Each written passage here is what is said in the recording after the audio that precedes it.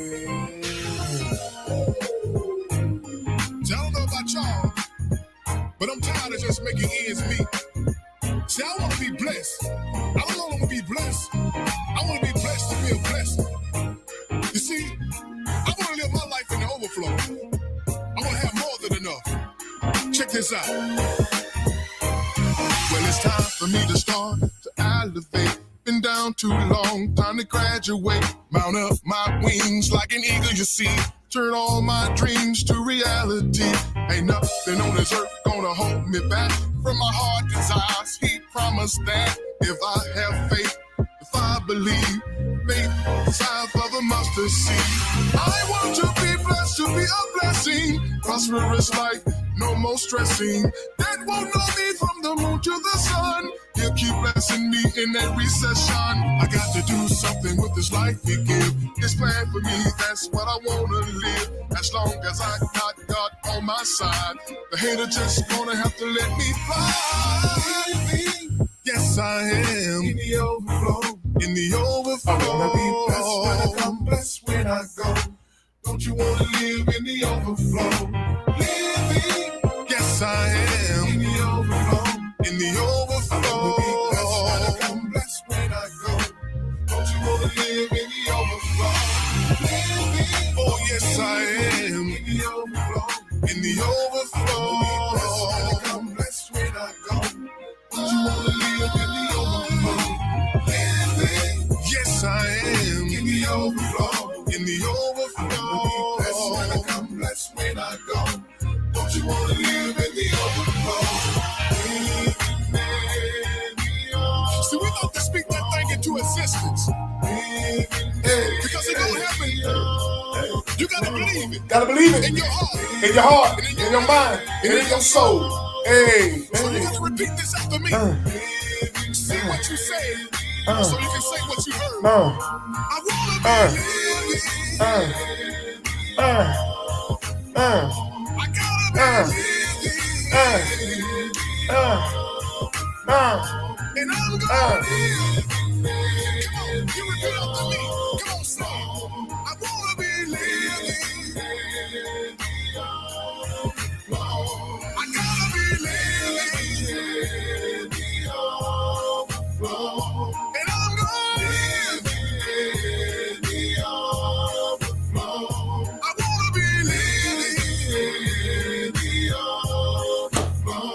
I got to be living. And I'm gonna live. Come on, speak this thing into existence. Let's go. I wanna be living. I gotta be living. And I'm gonna live.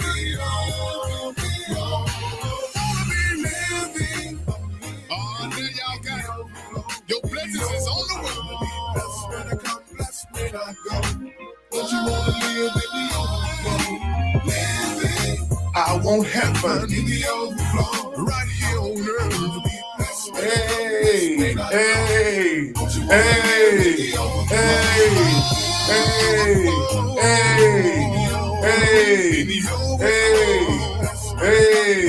Blessed when I come, blessed when I go.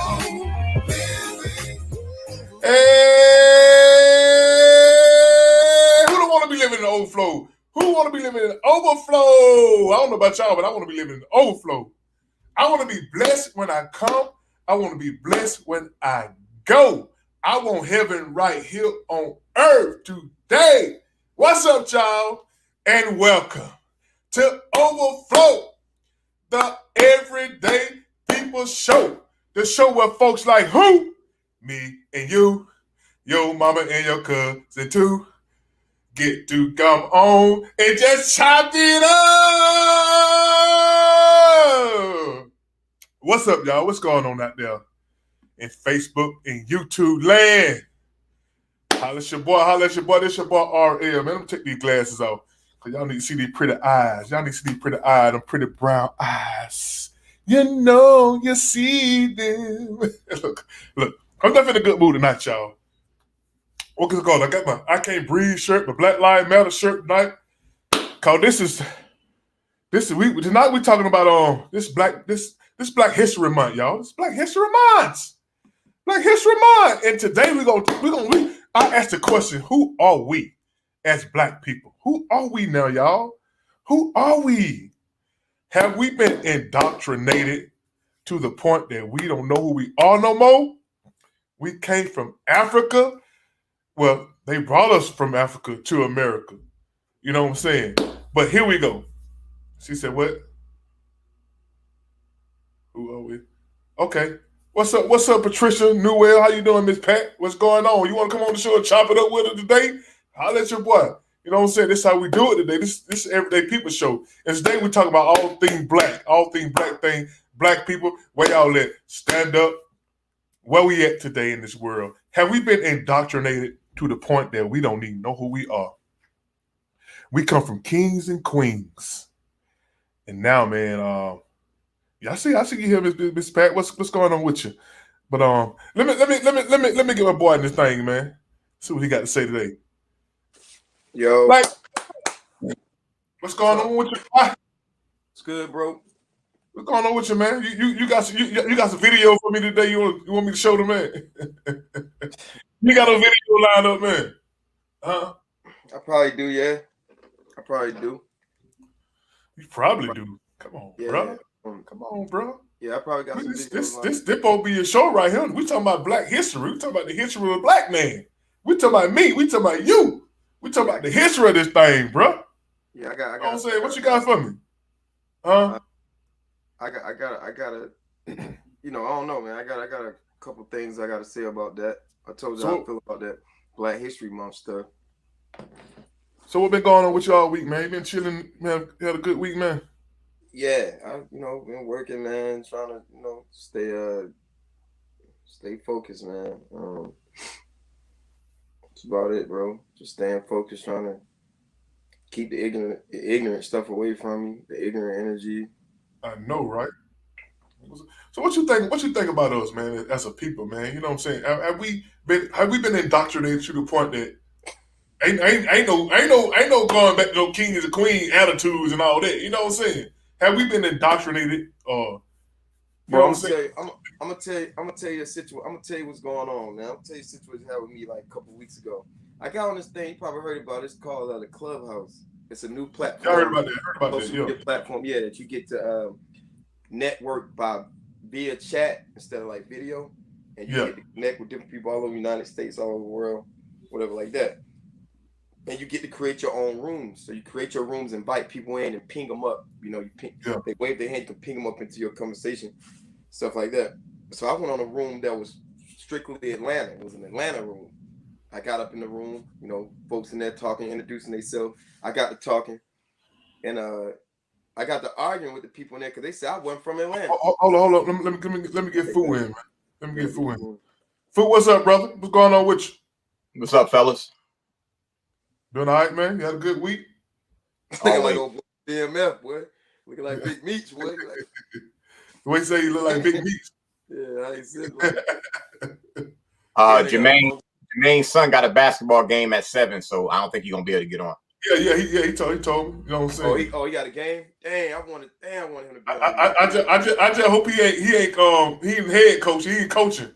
I just hope he just the water boy today. Dang, I wanted him to be on this one today, boy. I wanted Jermaine to be on this one today, boy. He's still gonna try to come on, but you know, we'll hold it down. What's going on with you, man? Black History Month. Who are we, man? You know what I'm saying?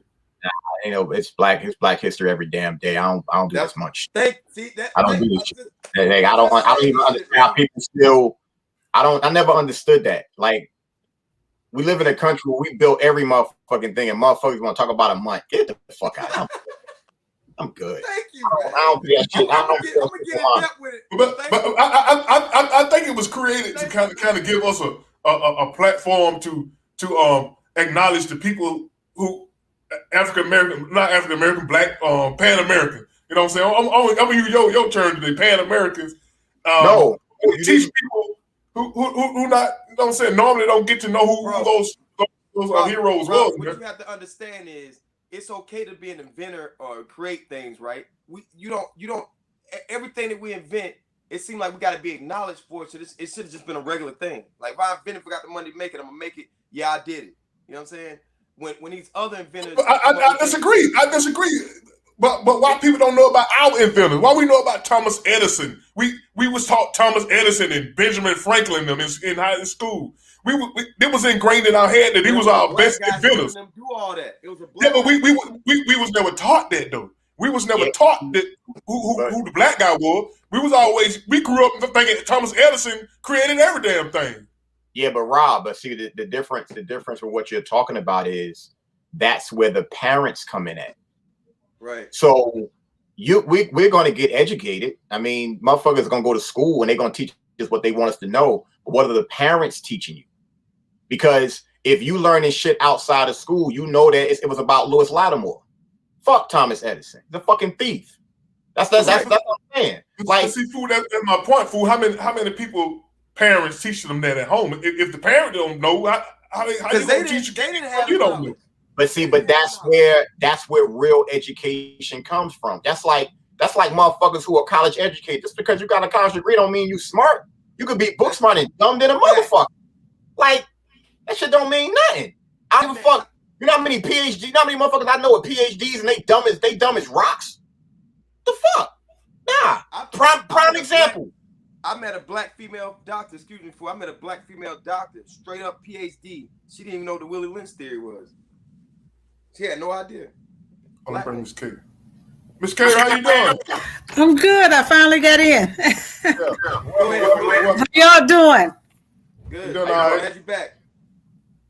Still I mean, the fact of the matter is, and having that conversation with Professor Small, it opened up my eyes to a lot. And the biggest thing about it is, for everything that we want to do as a people, it was already done, but we refuse to go back to kind of look at it. So my man Kaid made a great point. He said, when you think about somebody like a Fred Hampton was 21 years old when they murdered him. 21. Any movement that we've had in this country has been done by young people. But what he said was, we can look back and talk about their accomplishment because we're older and we know what's up. But if we were 40 years old back in that time, we follow a 21-year-old. The answer is probably no, because we like that motherfucker was crazy. So that's what we got to find that balance now. But the groundwork been laid out, and we got to make sure that we telling people our history. That's why, hell, today I talked to somebody that I know, a friend of a friend. I asked him, had he ever watched Hidden Colors? He didn't even know what it was. He had no idea. And I'm like, how the fuck don't you know what Hidden Colors? In 2021, for a black person to not know, at least know what Hidden Colors is, that's not good, because it teaches us our history. We got to know our history. Because if you notice, even me thinking back to high school, the shit they had in our books in Jersey was bullshit. But I knew a little bit outside of it because I had other people telling me stuff. That's what we got to get. That's why, honestly and truly, we need our own schools. Fuck everything else. Yeah, exactly. That's my whole point right there. The curriculum they teaching our kids is about their history, and we grow up thinking like, hell, we ain't even did shit. You know what I'm saying? Until we become adults and realize the truth. But by the time we already indoctrinated with their history. Like you said, Thomas Edison. We think him and Benjamin Franklin invented every damn thing. But we have our own inventors and you know what I'm saying? But here's the thing. Remember when I always say that comfort creates complacency? Here's the problem. Here's the issue right here. Mm-hmm. Somebody like me, I question everything. But people come at me sideways because I question it, just because I don't follow what everybody says and what everybody does. But how many parents are willing to homeschool their children? Right. They're not going to do it because it's easier for them to send their children to school. Not only that gives them somewhere where their child can go while they go to work, because it's hard for women to work and men to work and try to take care of their child at the same time. No, you're right, but I want you to take what you said a step further. Over the past year, with all these people who've been stuck in the house with their children, they're so focused on helping their kids with that bullshit ass schoolwork, they aren't teaching them stuff outside of the curriculum. That's a problem. They let them sit there and play and watch YouTube and play video games and whatever the hell else they're going to do, but they won't set aside. Do you realize how powerful 30 minutes a day would be to read a book? 30 minutes. Oh, wow. 30 minutes. 30 minutes every single 10 to 15 pages every single day. That'll change your whole life about everything. But motherfuckers are lazy. They lazy as hell. I started up a site where it's called Everyone Learns from This, from this page on my Facebook page, and I read about the civil rights movement. I read about each one of our Black history subjects. I should say subjects, because there's a lot of things that we learn in American history that really was not Americans white Americans, European Americans who invented these. The things that we are using, like the lights, the signals, and things like that. So on this post is what I tell people about who really invented it. Our African American heritage, people from our background invented a lot of these things that people are using right now that's making it good for us, making life easier for us. And they should know that. I said that, Rob. Exactly. Rob, post that up. Yeah, I saw that. I'm trying to. You talking about like Garrett Morgan and all those people. Yeah. And one day at work, I showed a white guy everything, all the Black inventions. He was stunned. He was stunned himself because he didn't believe like simple stuff like traffic, like Ed Beaver. Right. The gas man. Gas masks. A lot of things we invented, but see. They're hiding it from people. They don't want to teach their kids. They don't want to teach their kids our history. We are intelligent. Where they try to say that we were ignorant. Nigger means ignorant. No, it doesn't. Wait. Okay, I see where you said. I see where you said nigga. I see where you see nigga. Come on out with it. Come on. That's what we're here for. No. Well, okay. No. We gotta end this now. We gotta end this. N-word and all this other bullshit. Niger means king. Period. But Nigger, what does that mean? No. Nigga. It doesn't mean it doesn't change anything. What happened was white people put the other letter on it to change the meaning and all of that. We do not. Okay. The fact of the matter is we should not accept that because the word still means king. That's a fact. Okay. So people need to stop saying, it don't mean ignorant. Nigga means king. Point blank, period, in the story. So when they were having all these different segments on TV about Oprah Winfrey, don't say nigga because it down rates us Black folks. Somebody should have stepped up and said nigga means king. Exactly, because the problem that we have in this country is that people do not know their history. Point blank, period, in the story. And it's not enough people that know the real history and willing to speak up on it because they're so willing to accept what's given to them consistently. For me, that's the biggest problem. That's what we're learning. They don't it's called indoctrination. It's called they don't question nothing. Exactly. That's what I said. But see, and my thing is, I think for us to go forward, I think it's important for us to know who we are. It's just like knowing your potential to play a basketball game. Once you know your potential, you're going to be great. Once we know how great we really are, our kid, once our kids know how great they are, they would want to push. You know what I'm saying? They would know their potential and they can know what they are capable of doing. But that has not been taught in our schools. Yeah, American history starts us off at slavery. Right. So you start off thinking you was a slave. So you know what I'm saying? So your ancestors were slaves. Yeah. See, in America, our history, Black history, started off as slavery. That's what they teach us. They start us as slavery. They don't teach before slavery. They don't teach kings and queens and People who had all the gold. We had all the money. We had all the riches. They don't teach us that. They started right there when we were broken. They started when we were broken at. You know what I'm saying? Prime example. Another thing, we have to know where your research comes from to find out that nigga means king. People need to know where that came from. Right. If I'm not mistaken, and a person can go check it, anybody out there who's really into the Bible, Niger is in the Bible. Right. It's in the Bible. But we always think of it as Niger, like the Niger River or something like that. No, it's pronounced nigga, like period. Okay. And that's the whole thing. People can't. Nigger. And something that people need to know that they don't talk about either. And I don't want anybody who's white to take offense to this because it's a fucking fact. Throughout history, before white people.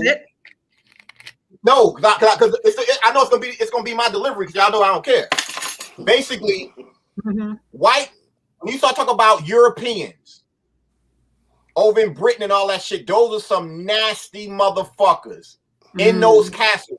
So nasty when they lived in those castles, they left the castle because they was throwing piss and shit outside. So they had to leave because the stench was so fucking bad. When you start talking about all those diseases and all that shit, that came from them. But nobody talks about that. Nobody talks about the Moors coming in and teaching them how to wash their ass. But we're the ones that savages and eating people in big ass pots and shit. Get the fuck out of here. But that's the shit that pisses me off because my biggest thing is, once again, people don't check them. They don't check that shit. Right, because we were taught to be obedient.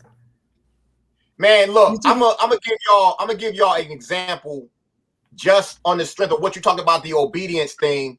When I first moved here. When I first moved here, I was campaigning or whatever over here in Douglasville for somebody. And I went to that Mexican spot that's down Fairburn Road where the Kroger is on Hospital Drive. And they had the names of some Republicans that was in the window or whatever. And I went there, I asked the manager, yo, you need to take those out because basically they're fucking racist. I said it just like that. So when I did that, they said whatever they said. So I left and I'm walking out. As I'm walking out and I'm pointing to the sign. So I'm like this, pointing to the sign.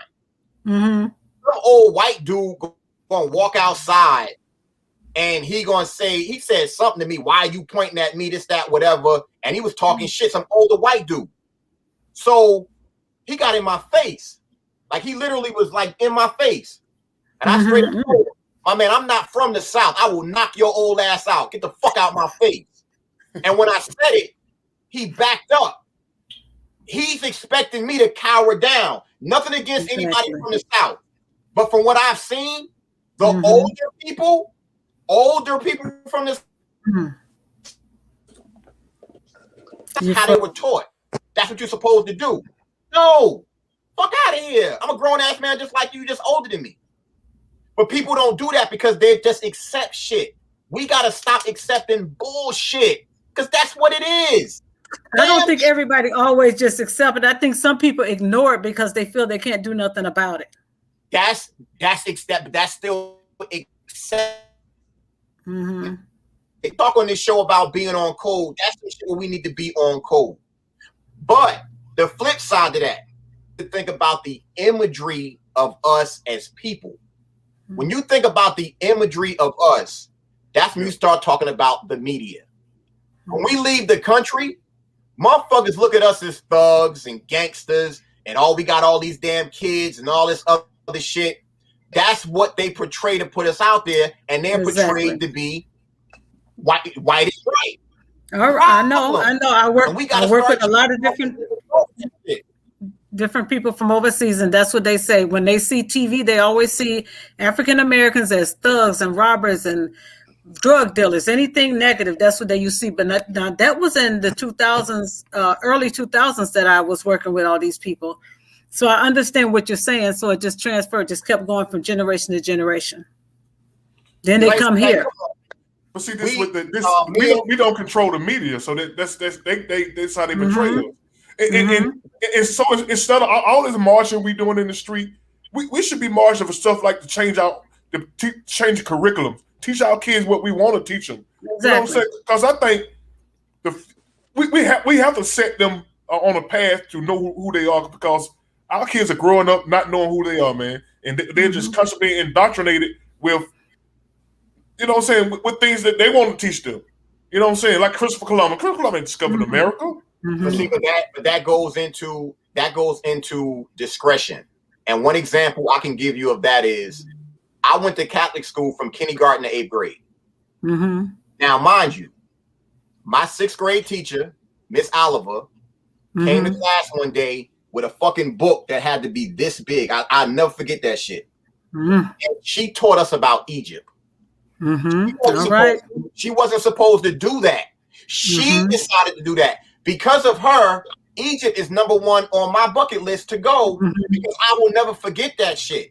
The question is, how many teachers are willing to take that chance to teach kids real shit on their own? But motherfuckers are scared because guess what? They don't want to lose their job. Exactly. It goes against the rules and all of that shit and blah, blah, blah. So it plays into them, and it's also about the parents. What are you teaching your kids at home? Exactly. It's time for parents to really pick up and start making sure they take that hour or 2 hours out of the evening to teach their child about Black history, about themselves.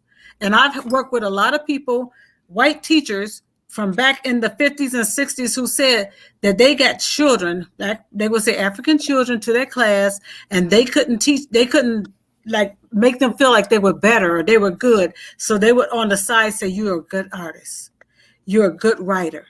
But they couldn't let the other teachers know, because they would get in trouble for that. They would be blackballed for sure. Well, here's something else. And when I say this, I'm saying this to not be insensitive, but I'm being real. There needs to be more positive Black male role models in schools as teachers. Definitely. Because, and the reason why I say that is because, now, no offense to anybody gay that's out there. If you're a man, a gay man is not the model that these kids need to see in school. It's just not, because remember, kids are very impressionable, and unfortunately, unless they not really putting it out there like that, I'm going to show them that's that feminine side. Young Black males need to see alphas.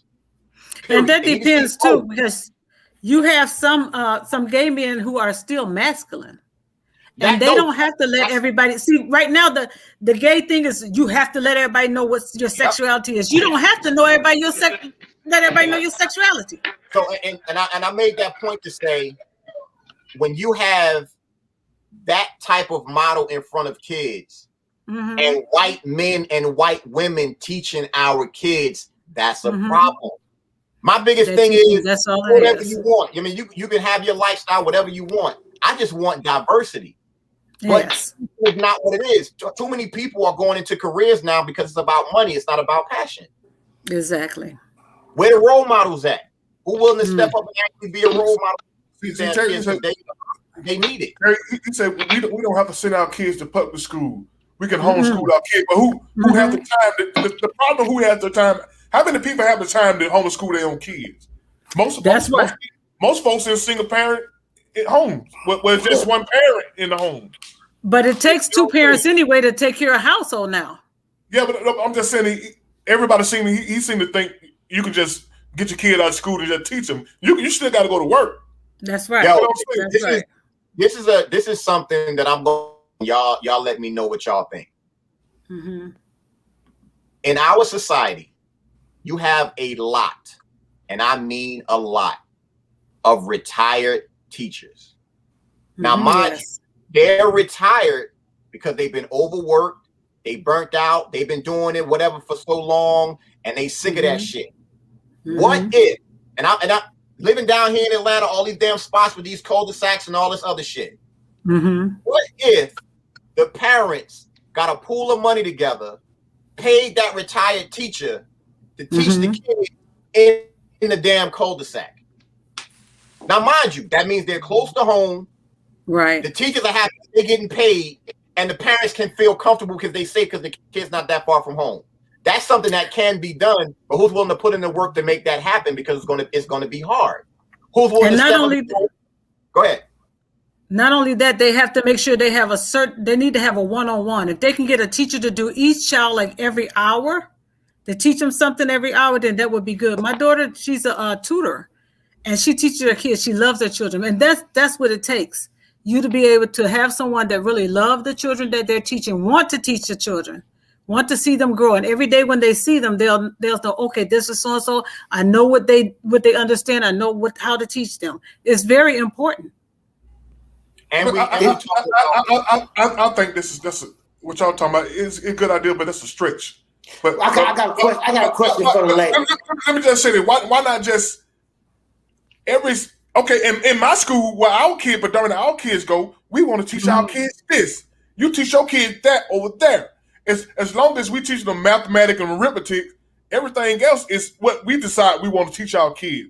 I think that's what public school should be about. Yeah, no, they need to know science. They need to know math. They need to know the chemistry and stuff like that. They need to know, all of them need to know that, because it's all going to come out and it's going to be needed. Okay, now some things, you can teach them separately. Like you were talking about the history. You can teach them history separate, which I think a lot of white parents have been teaching their children Black history. I think they knew, a lot of people I knew, white people I knew more Black history than I knew myself. So I was saying, wow, their parents must have been teaching them that. So we all know Black. They don't know Black history. They're learning it. They can see what they see about Booker T, George Washington Carver, W.E.B. Du Bois. They see those people. You can't tell me no cracker, no Black history. Oh yeah, some of them know it. They know that that they say that you are slaves, but you are kings. That's bullshit, though. Wait a minute, Terry. Wait a minute. I'm going to tell you why what she's saying is not complete bullshit. I'm going to tell you one reason why. Booker T. Washington. Wait a minute. We're talking about Booker T. Washington. You got certain white people. I've seen multiple white people with tattoos of ox on their body. The difference between us and them when it comes to knowing real history, knowing our history, most white people, they got access to travel. Some of them actually go travel the world and be like, oh shit, I'm not saying everybody, don't get it twisted. I'm not saying everybody. What I'm saying is, you'll be surprised. I understand that when they come back, they know that we're Aboriginal and indigenous people to this landmass. That they figure that out. You dig what I'm saying? Say that again. I didn't get it. Say it again. No. If they do go travel, because that's not what I'm telling you now, I'm not with that out of Africa shit. We was already here on this landmass, and we was already being creative. We went from being Indians to Negroes to mulattoes to Afro-American to Black, back to Negroes, then back to African Americans, which we are not that. They don't know what to call us because we're so mixed up. There's so many of us from different places. We're indigenous. And then back to the point about school. I want to talk to y'all about school, though. Watch this. When I was in school, by the time I started school, integration had started, right? So I had a Black teacher. She was my library teacher named Miss. I owe everything to Miss Smith that I know. Then we had the Dewey Decimal System. Y'all remember that? The Dewey Decimal System? Yeah, right. I remember. Yeah. Right. So she stressed that. And when she was one of the teachers that came out of desegregation, right? Where the Black teachers taught each other. They taught the children. We don't have Black teachers teaching Black kids. I don't know if your daughter teaching a Black school. You know what I mean? Yeah, she loved to teach. She has some Black kids, but not all of them. See, that's my son had a Black. They're not going to have her, all plummeted Black school because they know what she's going to do. She's going to elevate her people. They keep the teachers separated just as much as they bust the kids, they bust the teachers too. And so there's a lot of stuff that, we got to find who we are. The question is, who are we? Let me bring him a guest, man. He went to school with him, man. He's written a book. He's been the boom. Let me tell y'all a lot about the book, man. Okay. Rob, I sent you that video. All right, what's going on, man? Hey, what's going on, brother? How you doing, man? Yeah, man. Can you see me? Everybody can see me? We got the bright light on. We got the bright light on, bro. Oh, okay. I don't know how to. If I do, I don't know how to turn it off. Good. We want to see you. We want to see you, man. All right. In the dark, man. So just tell everybody who you are, man, and tell them about the book that you wrote, man. Okay, so here's the book. The name of the book is called The Beneficiary: Live Your Legacy Now, and the book is basically about history of itself. It's about who we are and who we the beneficiary of, and typically we are if you go back, we are the beneficiary of God first and foremost. He left when he created this land and created the world. He left it in our hand, our care. So we're going to start trying to single it out, basically from saying black, white, this, that, and the other. We first got to start with that of itself. And so the book kind of caters to helping people find their gift, talent, and unique abilities. But the whole way it was is set up is that it goes over the 4 major topics that you guys were just talking about that was taught in school, which is math, science, history, and language. And so these things have a total different meaning than we have perceived them to be or how we were taught in school. And so I think that's the focus that we should be trying to lay out, because the meaning that I gathered based off of my intellect and the way I see that God probably saw the knowledge that he wanted us to have. And so I'll give you an example of what I mean when I'm saying that is that let's take mathematics for instance. We've been in school, we were taught numbers. We were just taught how to work with numbers, and that's it. But if we really think about it, if you remove the numbers from the whole equation, what is mathematics? And so when we look at it from that perspective, we had to understand that what did God want us to know about mathematics? What is it that we were supposed to take from it? Because understand, there were no numbers when the world and the land of itself was created. There were no numbers. Everything we went off was based on certain thing that God wanted. In other words, there was no writings. You know, scripted, then it didn't even come about till a little bit later. So if we put our mind there, then now let me go into what I mean by it. So when we think about mathematics, we have to think about things. Math deals with making connections and building relationships. Right? So if we start to think about, and then let's just pull in a number, no matter what you grab as far as numbers, you putting things together or you taking them away. And take the numbers out, and let's deal with life just that way. And so if for me to make something work in life, those are the concept. I gotta build that relationship. And when you build something, you're putting things together or you taking them away. For me to have a relationship with you guys, this is mathematics. To build that relationship, to communicate with you. That means we're arranging, we're organizing, we are communicating, we are doing everything that consists on putting something together. If I was trying to build a house, there are order involved. This is mathematics, what I'm speaking of. So if I was to put something in order, let's just stay on the map, I got to put it in some type of systematic way, some type of chronological order, right? So that means to make something work, I must first understand what it is that I'm trying to put together, and there are steps involved, right? That means that's what happens second, third, fourth, and fifth. If I do not go by those process, it will not work. Right. You see what I'm saying? So this is the math that they should be teaching in school, because this is where it highlights us in a different light, because understand, we were the first. We did everything.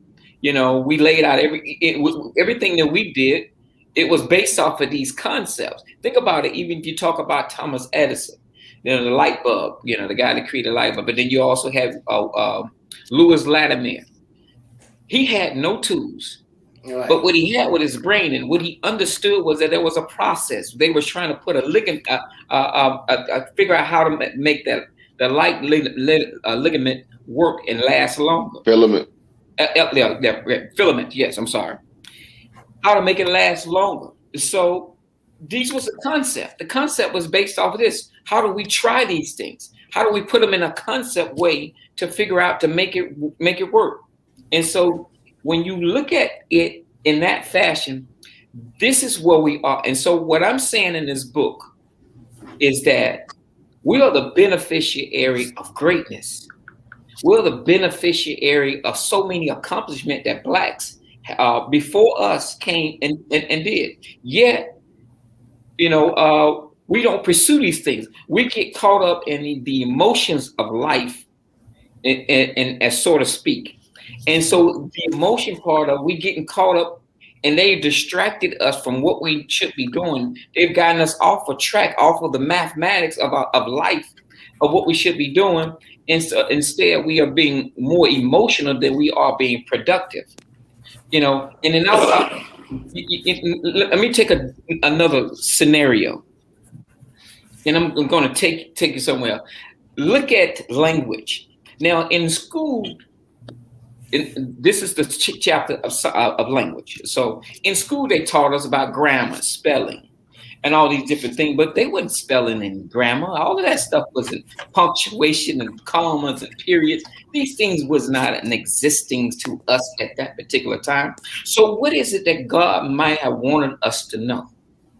And so if you think about language, let me give you this. Like some people go, see, I believe that language, if we were trying to find our history, language is the easy way to go.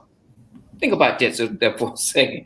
You know, if you heard a person speak German, then you automatically know they're from where?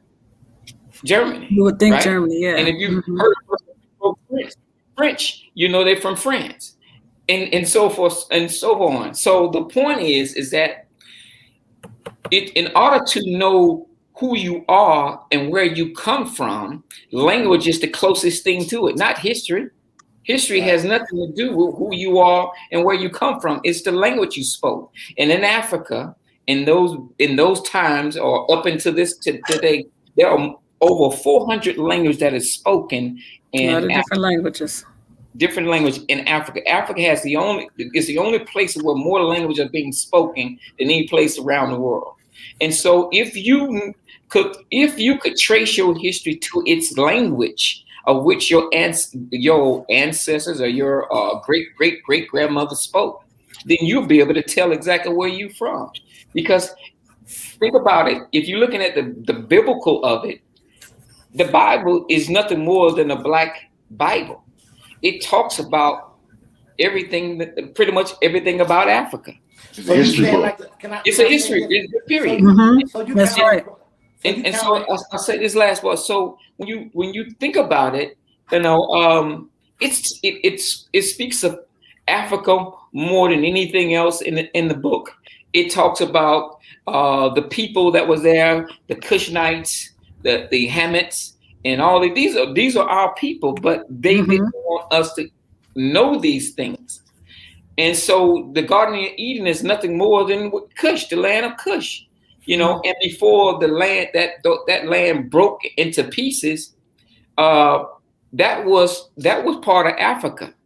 So when you hear people talking about Middle East, that was really the land of Africa before the land broke around that time. And so again, you know, language is the key to this. This is the most important thing about what we are. Like I said, if you trace your history, even to this day, or go on to ancestry.com, or if you are lucky to find and trace that language of which your grandmother or grandfather spoke, it will lead to a tribe or some type of kingdom, right, or group of people. And then that is who you are. Or that's where you come from. That's who we are. Now, that's who we were. I hear the topic, who are we? Who are we now are different than who we were back then. So that's a whole different subject when you say, who are we today, or are you talking about back then? Because who are we now? That's all driven in politics. Cool. So you saying, like, when you got to speaking of the Bible and the language, it came to mind to me was the Tower of Babel. That's the only thing I could me think too. of. Because Right. you know, the language was changed when he struck the tower. When he struck the Tower of Babel, the language changed. So therefore, once that happened, folks started following each other that could speak the dialect. They understood the dialect that they were speaking, and so they just drifted off into different parts. I mean, that's number one of the language. At the time, everybody had one mind and one accord. They speaking one language. Right. You know, so I understand that part of who we are through our language. I've been reading. Go ahead. I've been reading. It's Trevor Noah, Born a Crime, and that's what he was talking about as far as the apartheid in South Africa, where he talked about all over the different parts and how the language changed because they wanted to make sure everybody would know what they're saying because everybody was speaking different languages. Right. But there is another component. Yes, people was speaking different language. And as the gentleman said, people went off doing their own thing. But one of the primary reasons for this was sex. This is where it all became confused because remember now, Africa was invaded. You got to understand, everybody came over, wanted a piece of that black woman. Yeah. So the Arabs, for one, they reside north of us. They before anything else, they came in conquering Africa, and as they were conquering Africa, they were raping the women. So before we even get to the European, it was the Arabs that were doing most of this stuff first. How they was conquering the land. So they started having sex with the women, the concubines, you know, and then you're talking about everybody else coming over, the Romans, the Greeks, and everybody else having sex with the sister. And so as the more they kept raping or taking and conquering, they kept having and sleeping with the women. And so we have changed. So to figure out who we are, we really don't know. We are mixed with so many different things. We are. That because of sex. You understand? Because the sex has just got us so confused. So we would never know who we were in the basis of sex, because again, then you're talking about when Atlantic slave came and they started dropping us off here, dropping us off over there in the Brazils and all these China and all these places around the world, selling us off. And then one slave master didn't want it, they sent us off to somebody else abides and take us over to another state. You think about how many times we didn't flip, and they didn't flip and dipped us, and it'd be impossible to know who to trace our roots and look at all of us that's here. We're not sure which tribe. I guarantee you all of us are not from the same tribe. No, that's why they say we the lost ones. The Africans say we are the lost ones. There's no way we can trace that. So when you say who the beneficiary, who are the beneficiaries then? So what do you mean by that? When we go into the fact of beneficiary, what we're talking about is that we benefit from their accomplishments. We benefit from their greatness. We have to, from here on out, stop talking about. I'm just going to be straight. We can't keep talking about slavery all the time. See, when you say a word all the time, it become embedded in your mind, and you become to live it and feel it. So what we have to do is stop talking about slavery and white supremacy, because all we're doing is giving the slave master credit.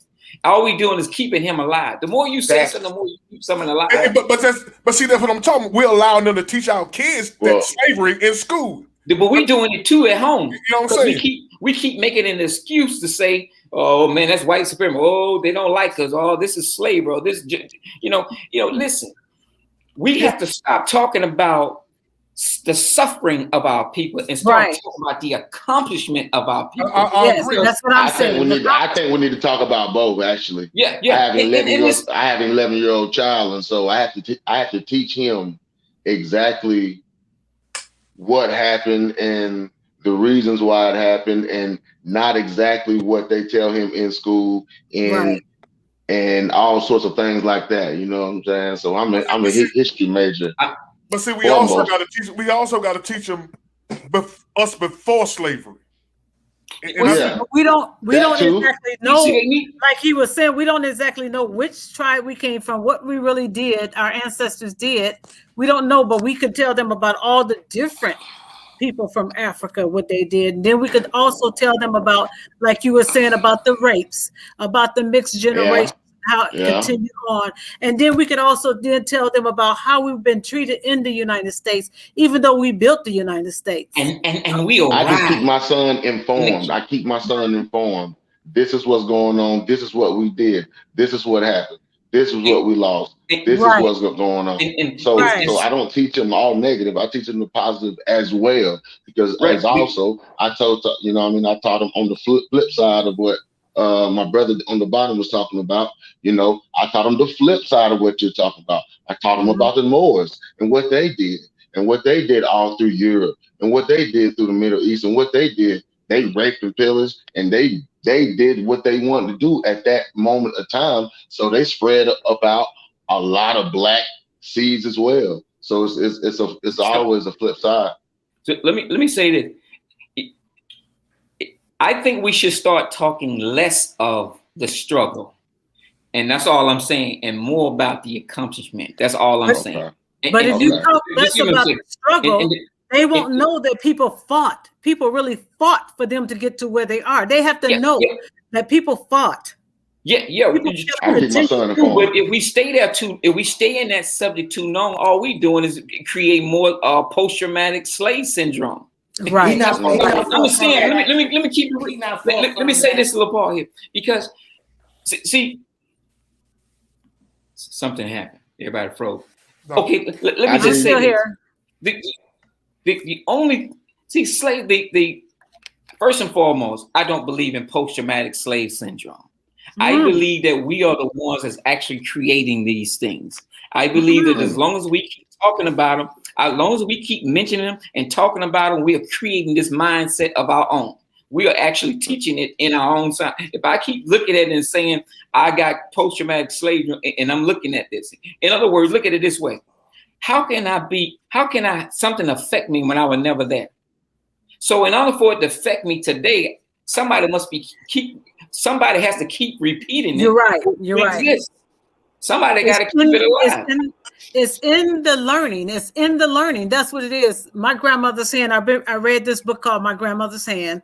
I forgot who it's by, but that's what he talked about. He talked about the way that you were treated. Okay, you were beaten. Your ancestor was beat and abused, and they learned to do things in a certain way. And some of that stuff they carried on from generation to generation. And the way that they talk to people, they learned, like you said, somebody was saying in the South, oh, I know who it was. Okay, you said in the South, people, you don't want to offend people in the South, but you said that when the white man got up in your face, you told him, I'm not from the South. You don't talk to me that way. You let him know right away. But people from the South were taught this. And do you know that not only people from the South that were taught that, but the people in Chicago and coming up north, they were taught the same thing, because it still went from generation to generation on how to be careful, how to protect yourself when you're being spoken to by a white person, how to react when you're being spoken to a white person. That's in the past. I'm talking exactly, about right now, some people are learning, like my children, they're not going to stand for that. But my child is not going to stand for that, but my child could still get killed by a police officer if he stand up to him. Okay, so let me just say this, so everybody have an opportunity to speak as well. If I talk to my kids and speak to them about how brilliant they are, and the greatness of all these things that we have accomplished, and all the different inventions that we have created, if I talk to them more about that, I'm building up their self-esteem. I'm motivating them. But if I keep talking about slavery more than I'm talking about accomplishment, all I'm doing is creating fear in them. I hear I'm you. creating a limit. I'm creating a matter of a limited area in their mind that they think they can't accomplish that because the white man is coming. The police. Yeah, we don't want to teach them that. Yeah. So if I keep throwing that at me, only a selected few gonna rise from that. Mm-hmm. A lot of us can't take the pressure. You know, you understand? A lot of people can't take the pressure. So, but if I focus more on greatness, more than I do struggle, I think you'll get more productivity from our young folks and ourselves because we'll know that. Right now, here's a prime example. Right now, what none of us thinks about, and I hate to say it, that would be generalized, but I'm just going to say this. We don't think about right down to the nearest patent and trademark office. There are inventions that we created, that we started, and the white folks came in and took those inventions and took them to the next level, and they gone with the things. I just gave him the Rob. He gonna post him. And we don't even and we're not focused on it because our minds is on every day talking about these struggles and he trying to take this and he trying to do this to me. But if we was focused on that patent and trademark office, like we talking about reparation, the reparations sitting right down at the patent and trademark office. Go claim what's yours. Right. You know what I'm saying? That's all I'm saying. So I hear you. And if we in the mindset was thinking like I'm saying, this will be focused on our accomplishment. But we're not thinking about that because we thinking that they owe us something. Let's be honest. If they ain't gave it to us by now, you won't get it. Okay, this is what they owe us. They owed us to say Black history is American history. That's what they owe us. So they owe us that. They owe us to write it the right way. All I'm saying, give me what's my that's right. trademark office. That's all I'm saying. That's it. Don't give me no handout. Give me what's mine that y'all taking ownership of. What y'all trying to say is that y'all taking to the next level and creating. There was a black man that started an automobile company way before Ford did. Right. He was the first. What about them acres? What about the acres? From him? We don't know that. Nah, but that's where it seems like everything we did is in secret. You got to be taught by a special person or something. Yeah, it's not in. But that's the thing. It's not in secret. Basically, the one thing that the white man created in this country is the damn patent. That's the thing. He created it so he can steal every fucking thing. And I can't go with everything that you're saying. I definitely won't go with everything that you're saying because the fact of the matter is, when you start talking about teaching people, especially kids, it's called the balance. So you want to teach confidence and everything like that, but you also want to know where you came from and why these people talk the way that they talk and things like that. Right. That way, white kids know. Because when you start talking about a kid's mind, if you dealing with the wrong kid, they very, very fragile. Somebody like me, the way that y'all see me, I'm not playing when I say this. I've been like this my entire life. I'm dead serious. So me and confidence is easy. You got certain people that aren't. I have never, and I'm going by what you said, I ain't never been to nobody's house and all they talking about is slavery. I ain't never heard that. I always encouraging their kids of what they should do and how they should do it. But you also need to know why, if you get pulled over, you need to do this, this, this, and this. Because guess what? This is where that came from. It's definitely about progression. If you're teaching them, that's what I said. I teach my son both. That's the mathematics of it. Teaching them about the process. That's all it is. A systematic. If you want to win, you got to know how to win. You need a plan. A plan is nothing more than is based in mathematics. I'm not denying any of that, but I'm just talking about the way that you generalized it, because the fact of the matter is, it's not us that's talking about slavery all the time. That's called mass media. That's called the agenda that's being pushed so we can feel like shit and we can look like shit. That's but we falling for that mass media. We send our kids right to that public school. But we falling for it, brother. We falling for the mass media. Look at it this way. Anytime you got some people are. Anytime you got a race of people that votes 98% one way, we buy into that. It's just that. It's simple as that. The strategic organization. we live in a country where we don't own shit, so we can't control shit. We can't control the media. Our best option to control the media is platforms like this. But the issue is, you say this word or that word, you fucking censor, which is the dumbest shit in the world. Yeah, because we don't have satellites to be pushing down technology, whatever the fuck this shit is. That's a whole nother subject. Don't have it. We can't control that. But see, that's my whole point. So what we need to do is stop worrying about what needs to be in the national school system and what are you teaching your kids at home. Period. Right. Because what you teach your kids at home, like think about it like and Rob, this goes into what you were saying about the school system and things like that.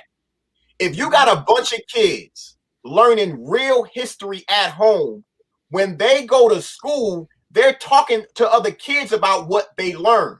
The parents ain't gonna be able to do shit because they don't give a fuck about the parents. They just don't. But kids can make a change because it's always been like that. It's always been young people that started revolutions. We talking about 8-9-year-old kids, bro. We're not talking about college students. Okay. We was taught this when we was taught this from second grade. I understand that. Christopher Columbus and we started out as slavery. And, I'm not denying. We can drink from the water fountain and all that. We was taught all that as kids, man. What is your home teaching? The media didn't teach us that. Our schools taught us that. Rob, I'm not denying what you're saying. We still allowing this to go on in school. We still allowing this to go on. But the fact of the matter is, if you start teaching, I get what you're saying. Hold up. Wait a minute. You talk about what they're teaching in schools. What I'm saying to you is, if you have more kids learning real history at home, the earlier the better. Because guess what? They're going to go to school and be like, "Wait a minute, Miss Smith, that's not true." That's what we don't have.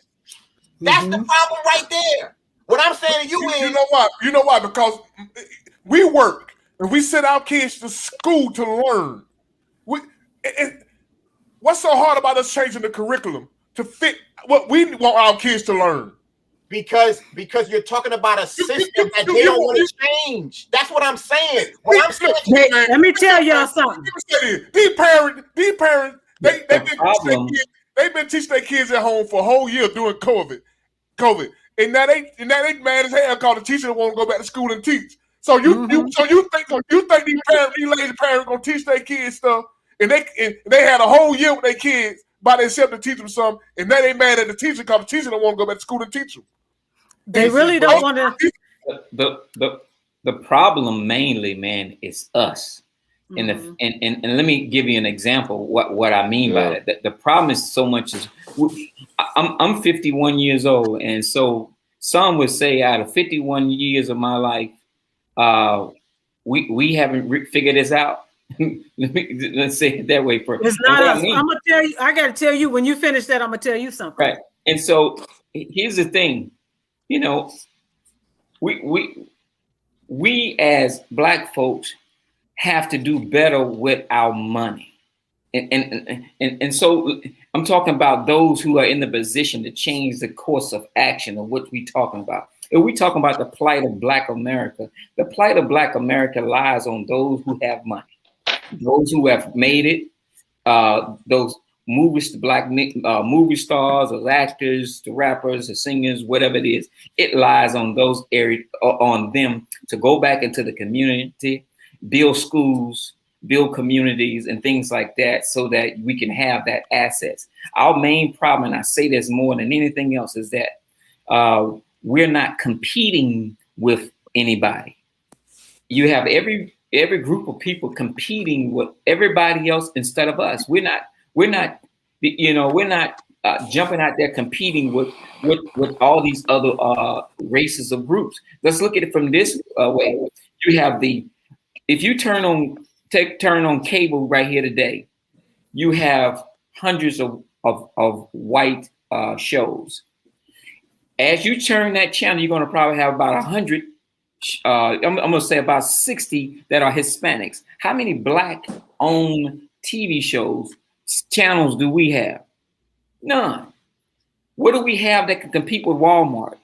What do we have that can compete with Amazon? And these things, on and on and on and on again. The problem is that we're not taking the money that we make and going back and spending that money into the neighborhood. Yet we're complaining. So I believe we should be holding our own people accountable for what they do. And I understand that's their money, this, that, and the other, but just so it is the white folk money too, but we want to force them to do something for us. Now, if we're going to make anybody do anything for us, the only person going to really do something is supposed to be us.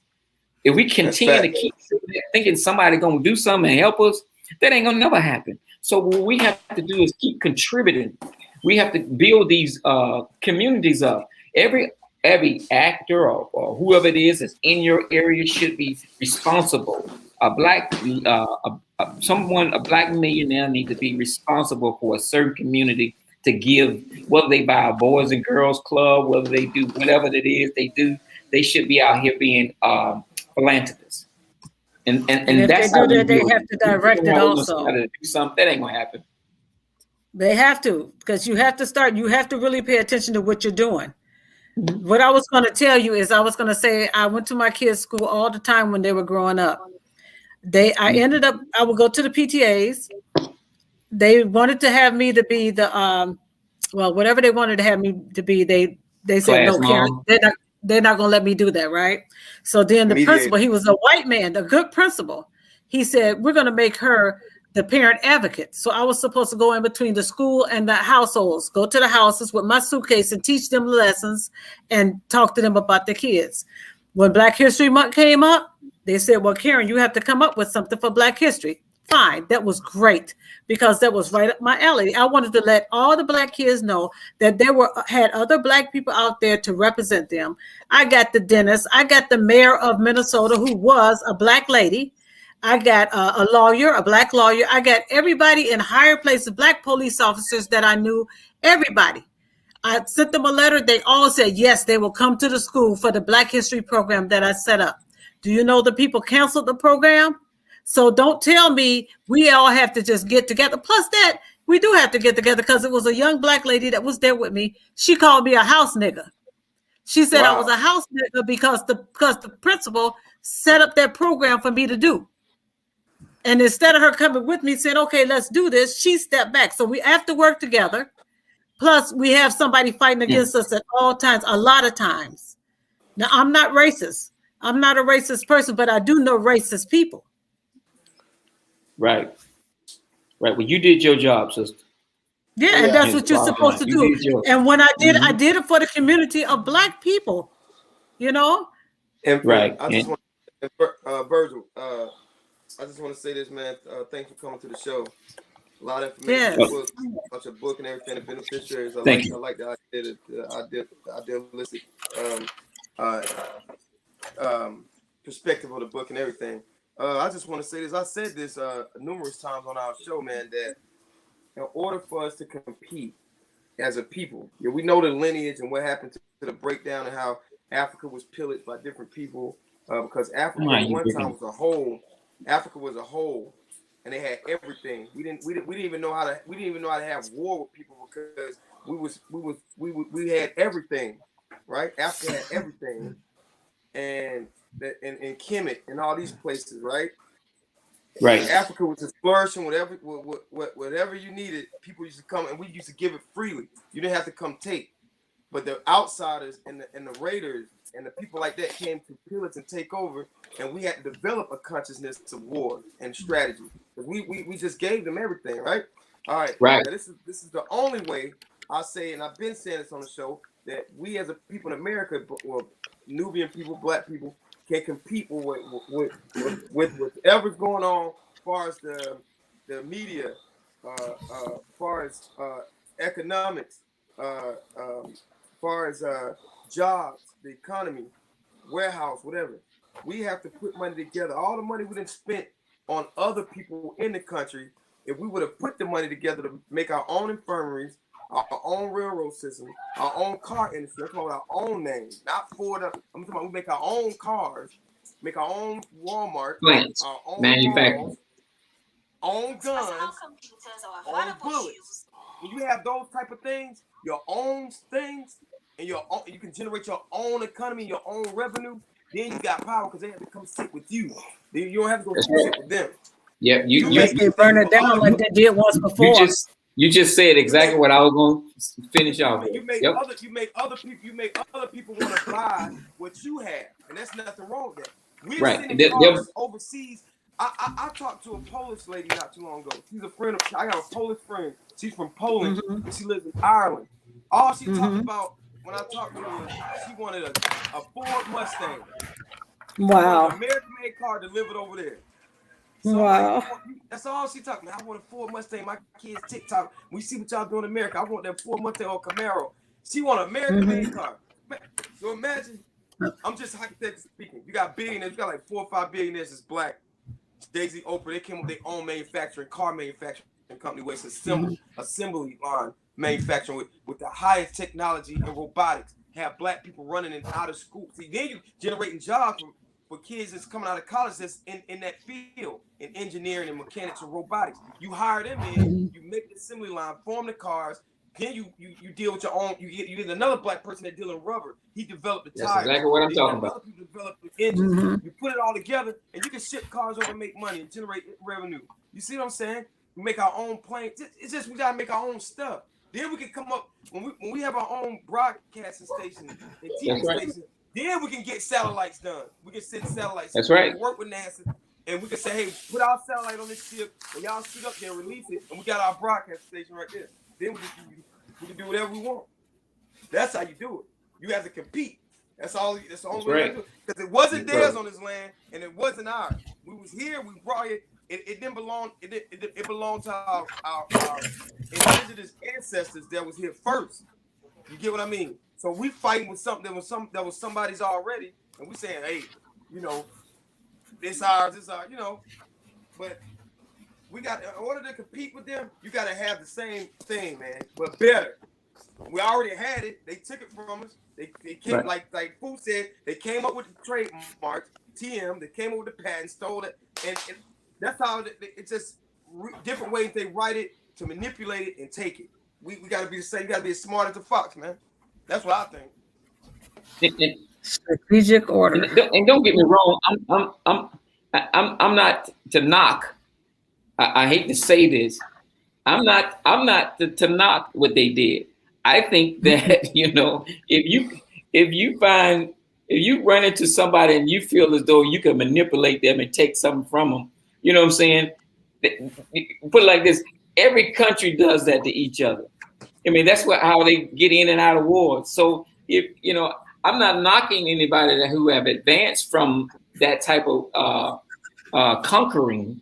It's just the thing is that we're not doing any of that. We're not putting ourselves in a situation to be able to conquer anything because we're not competing for anything. And anytime people are competing, you know, we just don't know who all is doing it. People are doing, creating things. For instance, Robert, you have the podcast right now. I'm thankful for that. You know, so we could speak out and let people know what we feel. Virgil, your book is being known now. We can go and order it in the library and get it out in the community. I think that's wonderful. And we're learning more about our African American history, even just sitting here and learning about the prejudices of it. Right. Now, a lot of things will be with us. I think that we, in order to stop all this racism, is competing. I'm telling you, that's all. This is what I know. Exactly. This is what I think. Once you start to compete on the level, in other words, someone can create in Walmart or Amazon, a Chick-fil-A that's at the same level. You know, once you start to create all these things that is in the free market, free society, and then that's the open door. What has happened over the years that they have taught us that starting businesses is wrong, capitalism is wrong, and all these different things that it takes to compete is somehow wrong, but yet they do it. And so you have to say who they are too. Well, I'm glad you asked, because I was sitting here saying to myself, well, you got to understand that there is a two-party system in America. Mm-hmm. And I didn't want to go to politics, but I guess I just opened my mouth and led myself there. There are two dominant parties. There's more than two parties now. It's just two dominant parties. Two parties are just more dominant than the Green and the Libertarians. You know what I'm saying? Absolutely. But only two that matters. At this time we are, for the last 200 years, 250, 60 years has America been independence from Great Britain. This is what it is. It still has been this two-party thing that we there were others, but the two greater parts are, like I said, Democrats and Republicans. And so when I say they, that means there is a system that makes us depend on them and not ourselves. And then you have another system that says, we're going to get out the way and let you do whatever you want to do on your own. And so that system that's restraining us is the system we need to remove ourselves from. It's just that simple. So you're saying the Democratic system is the system we need to remove ourselves from. That is restraining from it. Exactly. Now tell me how it's restraining. Well, you got to understand. Because a lot of rich people are Democrats now. A lot of entrepreneurs are Republicans too now. A lot of entrepreneurs are Democrats and Republicans alike. You follow me though, but there are more rich Democrats than there are Republicans. So which side is telling you don't do nothing? No. Okay. I can't believe that either. So if you want to be rich, you want to be a Democrat then, right? Well, I'm a little confused. I'm a little confused as to how the Democrats and Republicans can be brought into the conversations when you have pharmaceutical companies, oil companies, who are the ones that run the world. They're the ones that's why I'm like, this ain't got nothing to do with politics. This has to do with the powers that be. Hell, when you start talking about the money, the Federal Reserve Company or the Federal Reserve Building, whatever the fuck that bullshit is, do you realize that every time $100 bill is printed up, that I think the Rothschilds get paid off the $100 bill when it costs like a penny to make that shit? It's them that run the country, not no damn. Yes. That's the illusion that the Democrats and Republicans run this bullshit. That's a fucking lie. We gotta worry about rich man. Which part is it? Rich dad, poor dad. Go ahead. Go ahead, sister. No, I just said it goes back to Rich Dad, Poor Dad. That book told about that. Heated discussion on this site right here. because okay, ready? Okay. I already know what version we're trying to go with this. We know me and him had some heated debates on Facebook now. I think he deleted me from Facebook, matter of fact. But the show ain't got no hard feelings, man. No, ain't never love for you, bro. Listen, here's what I'm saying to you. Here's what I'm saying is that you have one party. We can talk about the Rothschild. We can talk about all these different people that are behind the scenes. But at the end of the day, you have a two-party system. One system is telling us to wait. They're telling us that we're going to give you this. They promising us they're going to do certain things, but they put obstacles in place. And when they put these obstacles in place, we have to give them something back. We never advance through this one party, through the Democrat. We never advance. Only because of the fact that they want power. If you really look at how it's set up, it's all based on that. What we're looking at when we're saying Republicans, we may think that they, just because they're not doing anything, and let's just talk about economics. Let's talk about economics right now. From an economic standpoint, if you're telling me that I have the ability, you telling me I'm not going to give you this thing called reparation. I'm not going to give you this or whatever it is that we're looking for from these folks or whatever. then the thing of the matter is, but we will cut regulations for you to start a business. We will diminish any, we will help you start. We will give you money to start a business and these things in that nature. When it comes from the Republican side of it, from a Democratic side of it, they're not offering anything but dependency. They're telling us, okay, we're going to try to give you food stamps. We're going to give you health care. They talking about all these things that we can do for ourselves. The key to success or the key out of poverty is a job and a business.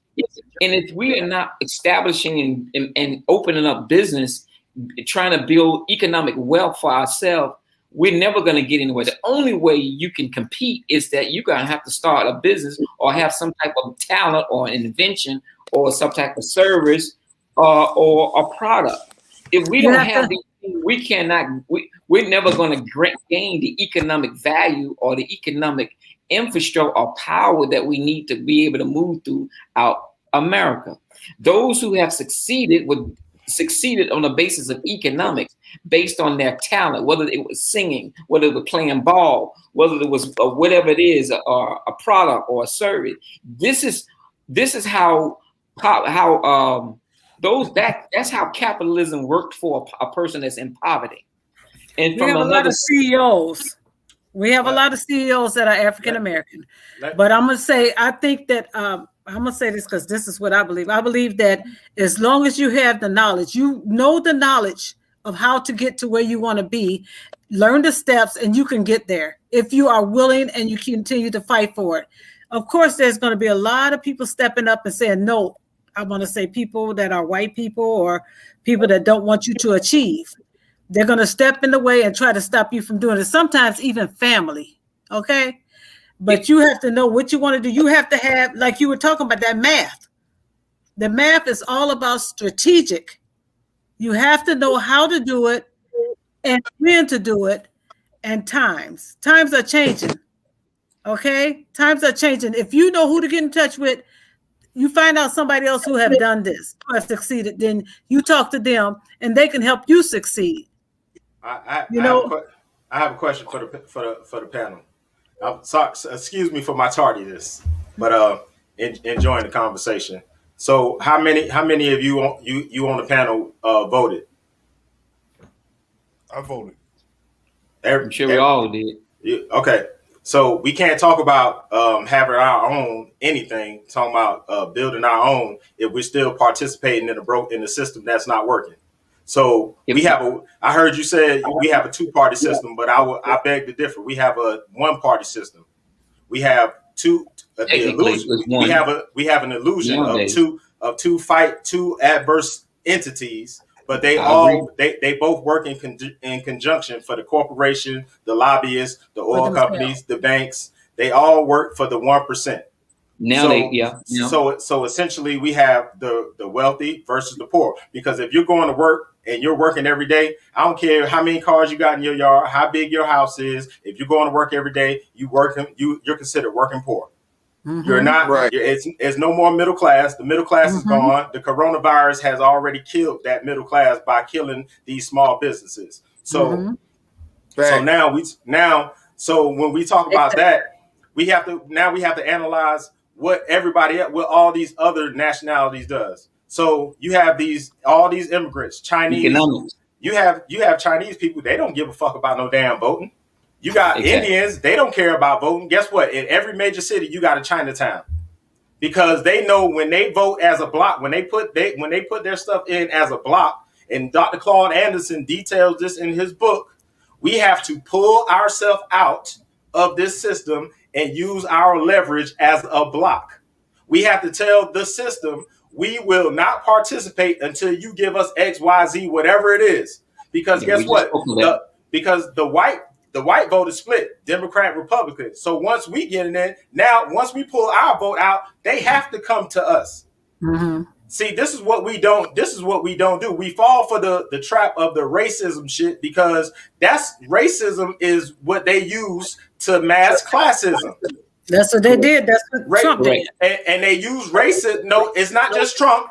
It's everybody. It's all of the everybody politicians. does it Because you got Biden, you got your Biden that's saying, oh, we're making progress because we got interracial commercials on TV. Now, if that's what he calls progress, now you see where his mindset is. How is that a lot of that? How is that progress in 2021? It been interracial dating and all kind of stuff. What is he talking about? So goes all the way back. So once we pull the curtain back, now why can't we have a African town or a whatever you want to call yourself?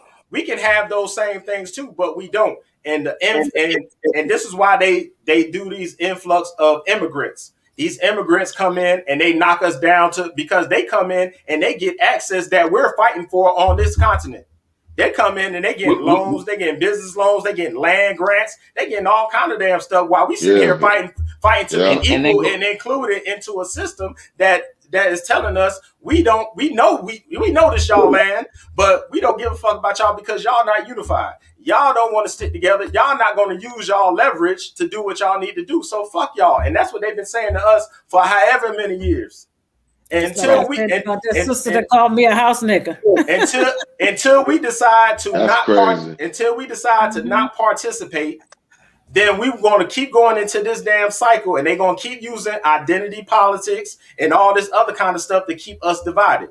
Because they'll put a black face in front of all kind of stuff and say, hey, see, look, we got the first this. Hey, see, look, we got the first black woman this. We got the first. And if you can have diversity, but if it's not diversity in thought, it means nothing. Right. It means absolutely nothing. So we can have a black face on top. About 5 times. We can have a black face in front of the over the Pentagon. So we cool with a black man bombing other black and brown countries. Oh, we cool with that. But if it's a white face on it, we ain't cool with that. Come on, we got to get away from this symbolism shit. And that's what and I think you touched on it. My brother touched on it earlier about the celebrities. We have to get these celebrities. These celebrities are not willing to give up their access. So we can't depend on the celebrities to go in our communities and do shit, because if they could, they would have done it. The Oprahs would have built a school in Chicago. The Jay-Z would have built schools outside of the system, not public schools. They would build charter schools. Well, they're not doing it because we're not holding them accountable. We sitting around we were trying to sit around a whole white American accountable, but we need to be holding our own accountable just as well as anybody else. But that's what I was saying earlier. But guess what? Jay-Z's a billionaire. How are we gonna hold him accountable? He already got his money. Ain't nothing I can say to we can say to Jay-Z to hold him accountable to shit. Yes, you can. You can stop buying his product. He's still gonna be but if we don't buy it, somebody else gonna buy it. Yeah, we can't stay. We can't boycott Gucci for 30 days. Gucci and Louis put up these black faces, and we were all outraged. Oh, we need to boycott. Let's boycott for 30 days, and then after the 30 days, we back buying Gucci and Louis. Yeah, but the key to it is that, again, we're not holding anybody accountable, and as long as we're not holding it, see, we got this thing where we want to hold white American accountable, but we won't hold our own. And so the only reason why we are where we are is because of accountability. And so whether he do it or not, we still have to hold him accountable. We can't give him a pass. As long as we keep giving him a pass, he's gonna continue to do that. Brother, it's not fair. How is it fair to blame everything on white America if we're not holding black America accountable for the same problem? Brother Virgil, I hear your point and I agree with you. But guess what? Black America don't own any financial institutions. We don't own any judicial system. We don't own anything of substance. We are constant. We are constant end users of the system. We want something handed to us. So exactly. The only way we can do that is to pull out. We have to stop participating. If something not working in your house, are you going? And you know it's not working. Are you going to keep going and trying to make it work, or are you going to go try to find something else? Well, this one here we ain't tried yet. We ain't tried to hold our own accountable. It's just like, and I hate to go there, Robert. I got to step in that arena. It's just like Obama he came in, had a clean slate. We never held him accountable for anything. He walked in, did nothing, and walked out looking good. and there's no accountability there. But here we are, Black America. We still in the same boat we were before he got there. But guess what we did? It's the same thing. Hold on, Rob. Let me get him. Hey, but talking about Obama. But this is what we and I'm not a fan of Obama either. Everybody on this panel know I'm not a fan of Obama. But what Obama didn't do on the campaign trail is promise you anything substantive. He said hope. Right. That's all he said. The same thing Biden said. I'm gonna make this change and I'm gonna do this change. And he didn't it wasn't no game plan. What happened to the lift every voice plan that they had for Black America? That's what I'm saying. Let me ask you something, Brendan. We didn't hold him accountable. You're saying exactly what I'm saying. Let me ask you something, Brendan. Who makes policy in Washington, D.C.? Who makes policy? Lobbyists. Who make policy? Lobbyists. Lobbyists. One, but lobbyists. Okay, who politicians? Let's say the politicians. Who? Which ones? Well, you got an executive order with the president. Anytime they want to do something, follow me what I'm saying. Follow me what I'm saying. You have the House and you have the Senate. They're writing and passing the passing laws. Also, they're releasing the funds. You got the Senate that actually give the approval to release the fund. But at any time, the president has the power. At any time, the president has the power of an executive order to do anything he wanted to do. So we got. It's just like. It's just like if you can go and pass a law, the DREAM Act for Hispanics. Again, I'm not against them, but if you can go pass a law for the DREAM Act to let Hispanics become free citizen in America, I'm surely there got to be some equal to that you can do for Black folks, Mr. President Obama. Same thing with gay rights. Here's the policy and all the rest of them. Here's the problem with executive order. Once the next guy in, those gone the first day. It's over with the first day because you didn't make it a law. You didn't make a law. You didn't pass a bill. You don't. If you don't pass a bill, but look how powerful it is. But look how powerful it is. Trump Obama can't pass. He got Obama can't pass. It was a bill. He got passed. Listen to this. Here's how powerful an executive order is. When Trump was in office, he had the border blocked. Soon as nobody those illegals from Mexico, all these different places, and over in Honduras, all that over in Mexico, they couldn't come. Soon as Biden comes in, his executive order removes it. And now they're allowed to come here. You see how powerful that executive order is? It's so powerful that it makes a person poor. It gives a person why was it so important to step into America and be a middle class citizen with assistance, credit cards, and all these benefits? They automatically get food stamp. They're gonna automatically get housing. They're gonna get all the benefits. That's a lie you've been told. But let me tell you how you. Let me tell you how you. I'm gonna tell you how you end illegal immigration. You know, as soon as I said Obama, I knew you were gonna get on fire. Let me tell you something. Let me tell all y'all something. If they want to end illegal immigration, all they got to do is charge these people who hire these people. If they tell these people you're gonna lose your business if you hire one immigrant, we know that. You can end it right. So that you know, both of them playing a game. It's a game. The Republicans. We know that. That's not the topic. The topic is not the game. The topic is not the game. The topic is the fact that you asked me a question about if you don't hire these people, you don't have to build a wall. They ain't coming. But guess who got the most undocumented workers working for them? Probably the politicians working in their yard, cleaning their yards and shit like that. So they're not going. So and it's on both sides, Republican and Democrat. Right. But we do too. Let's get shit. I just had to cut some trees down. So I mean, okay. Back to who are the beneficiaries? Let's get that. We are, man. We are the beneficiary, man. God is great, man. God did wonderful things, man, and left us many things, man. Our ancestors created things and left us a lot of inheritance. Yes.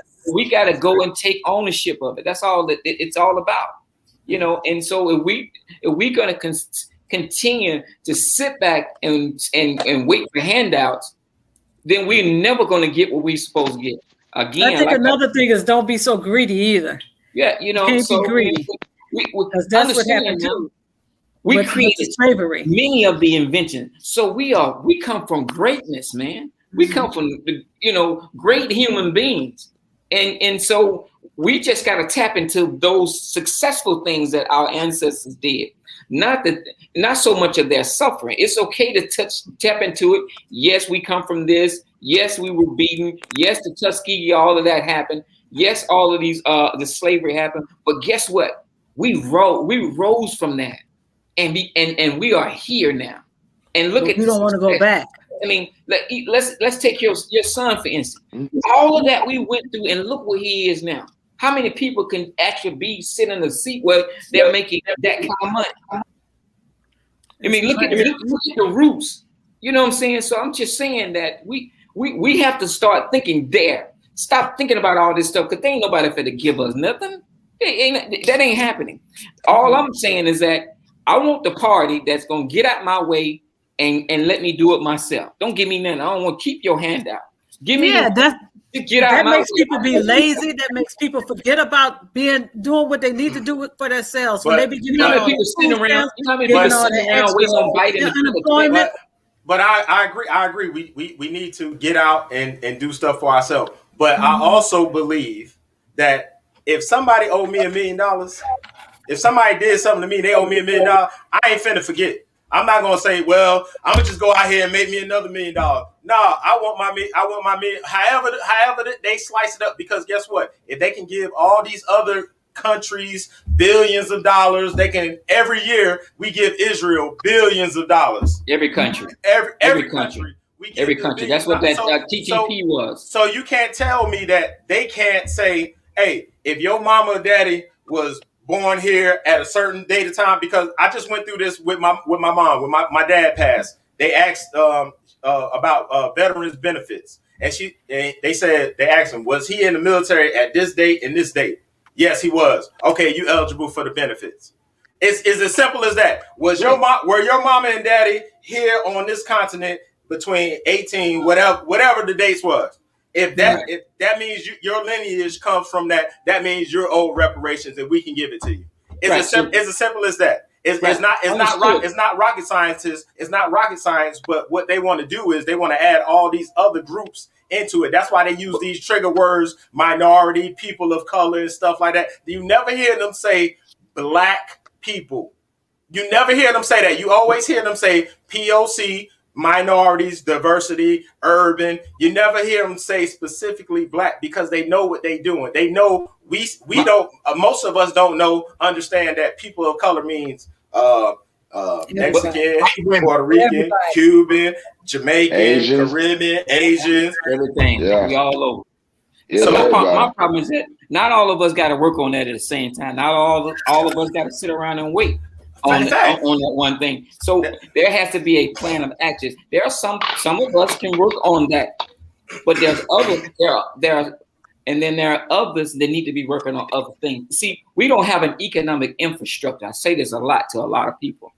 We don't have anything built. We don't have a plan of action that's designed to master these things. We need an economic infrastructure that would allow us to be able to benefit from these things. Not everybody needs to be working on the same thing. Not all of us sitting around waiting on Biden to cut us a check. But Virgil, you touched on it though, because every other demographic has been given an economic base, but us. They didn't ask for it; they were given it. They were given it. We have nobody to go and discuss it. We have plenty of people to go discuss it, but they won't sit down with them because they know the information. You didn't see Biden go on his press run. He didn't go and talk to Dr. Claude Anderson. He didn't go to talk to Sandy Darity. Right. He didn't go to talk all of these scholars who study reparation. He didn't go talk to. He went to talk to Cardi B. He went to talk to Charlamagne. Because they had no intentions of it. Exactly. They had no intention. But now go back to the last administration, a $500 billion infrastructure bill for Black. It was a Black empowerment plan to help build the Black community, to help create jobs in the Black community, which Trump had put aside. that he was doing. He sat down with Ice Cube and a couple of other economic peoples to be able to create that $500 billion economic plan. They had already implemented the $200 billion plan before that. How did we decide that we didn't want that? That wasn't specific for black people. That was just an empowerment zone. It was an empowerment zone, and you know who took advantage of that empowerment zone? Everybody but us. You know why? Exactly. You know why we didn't? It was designed for them to do that. It was masking with our name on it, but it was designed for them to come in and take everything we own. And now grandmama house is grandmama can't even live in a house no more. Hey, let me tell you something. What happened, Robert, and is that soon as he got in office, black people criticized anybody black that wanted to sit down with him. And if you went to sit down with him about a black economic plan or anything, you were considered a sellout. Remember, Steve Harvey was the first person to come out the gates to go talk to him. As soon as he walked away from there, he got criticized. Everybody, it was others that went to try to talk to this man and sit down with him. And every time they did, everybody called that man out. So no matter who sat down with him, they didn't allow it. The black people, we didn't want this man. We didn't want Trump. Many people didn't want Trump to succeed, and they didn't want nobody to go talk to him and get anything. So what happened was the gentrification that y'all speak of. That's what happened. If you don't want the money, we don't go ask for the money, then we're not going to get the money. Somebody else going to do it. You remember, other people can be called minority too. Exactly. And so that's what happened. So minority don't mean black people. We just didn't go take advantage of it. I'm glad you said that minorities, because they're not just talking about black people. They're talking about white women too. Yeah, you know that, right? Well, Hispanics, Asian, everybody but Europeans. Yeah, so it is what it is. But and the reason why people don't like Trump, because Trump, people know you. Once people know your history, you always your history will always come back to hurt you. He had Trump history. Trump history. I wish Biden had a history. Hit him. Trump has a history of a racist, and he never stopped being a racist. And that's the thing about it. He never stopped being a racist. But Rob, you can't deny that's redundant. We know that. But guess what? He was all right with the Democrats when he wasn't a politician, because he was funding all their campaigns. He was donating to the Clinton campaign. Right, I agree with you. He donated all that. So it wasn't until he became a politician and an adversary that he became this big racist and all this kind of stuff. But everybody knew who he was. They knew he was a racist when they were donating. They took his money. Yeah. Well, let's be fair. But you remember that people donate so they can get money. That's why he ain't go to jail. I don't agree, but let's say that he is. About what? So what we chose one racist over the other. Right. 98% of black people chose one racist over the other. So we ain't trying to go down. So where's the win at? Where do we win? The better of the two evils, is that what they call it? Let's put it back on track. Let's put the train back on the track. We can go down this rabbit hole. We got so focused on emotions than economics, and that's what we failed at. You play the video before we leave.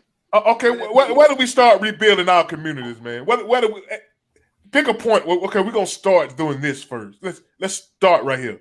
Let's get back. Let's put the train on the track. It starts at home. It starts at home. Okay, what happens at home? What should I be if I got kids at home? What should I be doing? You need to be teaching your kids economics. You need to be teaching them how money works. Now, hold on. Now, how many households you think know economics they damn self? How many parents you think know economics? Well, if you don't know, you can't be too proud to go ask somebody that has that knowledge. Right. And this is what the problem is.